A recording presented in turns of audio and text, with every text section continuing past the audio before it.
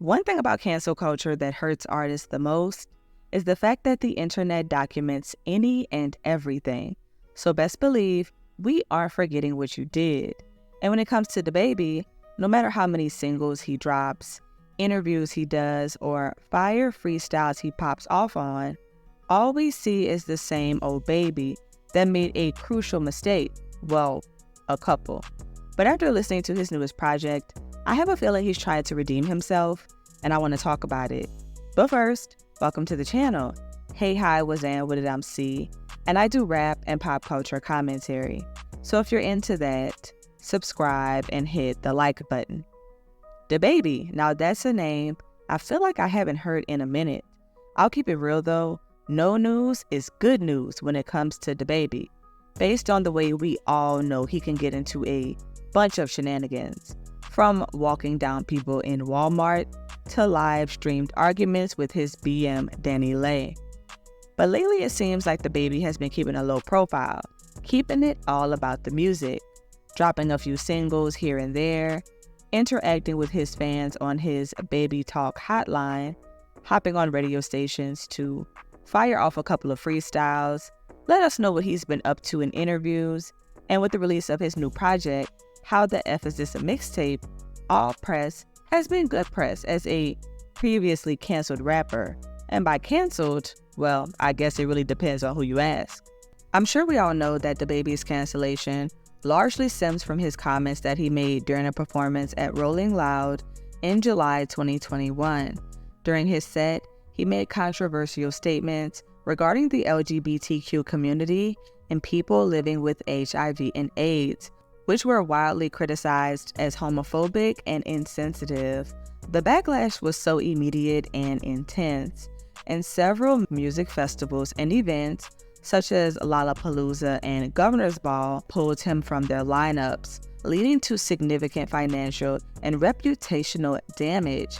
DaBaby attempted to clarify his statements in follow-up videos and social media posts, but many felt like his apologies were insufficient or insincere.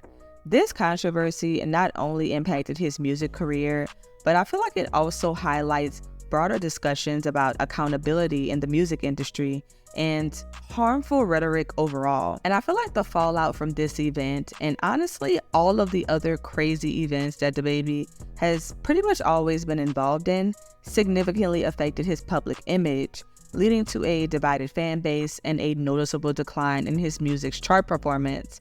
Because as of now, while he continues to create and release music, his career recovery kind of remains a little bit uncertain, and I feel like a lot of people are watching to see how he navigates this challenging period.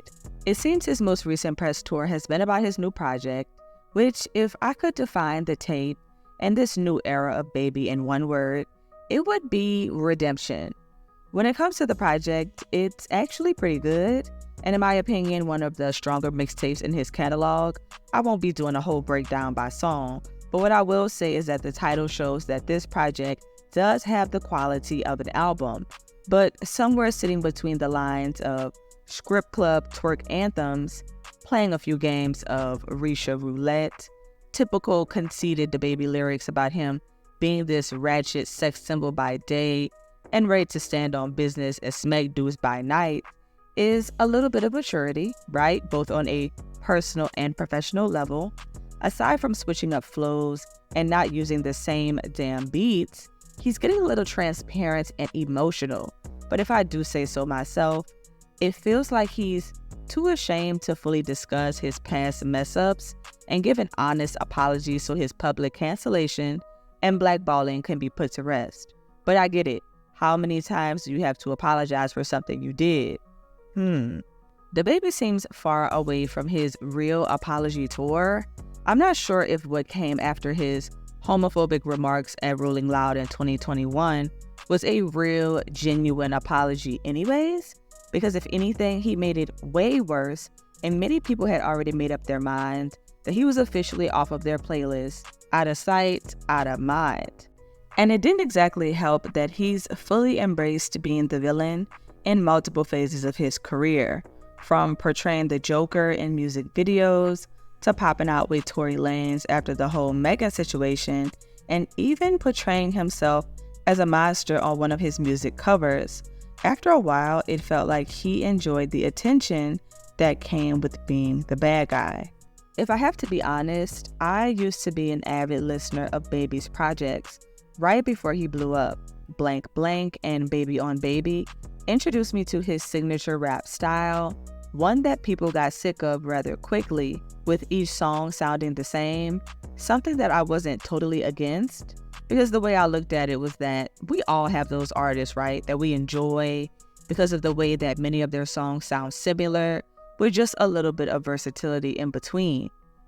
But in DaBaby's case, he became a meme, the image of a rapper who kept making the same songs over and over, never showcasing musical growth. That is, until he went pop for just 1 minute.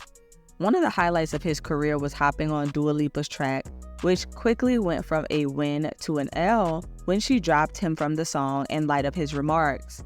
This seemed like the ultimate moment where he could have broke through from making the same exact songs and transitioned to something new.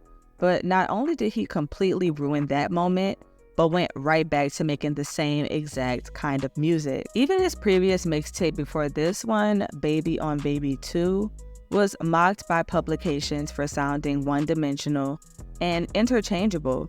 A few weeks ago, I watched a video called "If You Get Canceled, You Just Sucked." And to be quite honest, I think that DaBaby is the poster child for this statement.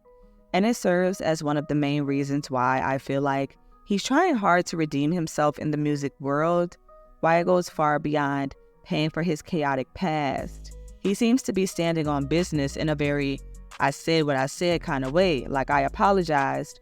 What more do you want from me? But what he is trying to do is expand his sound in an attempt to reintroduce himself in the game. And I know many people likely feel like Baby never left. He's been dropping music, and he has been releasing singles. He has been doing freestyles. But I would be lying if I said that I saw a lot of platforms consistently post his music. I mean, even this mixtape, I found out about the day of. But what do you think? Is DaBaby one of those artists that you feel like got canceled for sure, he was blackballed, or is he still managing to thrive as an artist? Do you still listen to his music? I'm not gonna lie, peak DaBaby was when he and Megan Thee Stallion were frequent collaborators. I definitely miss that era.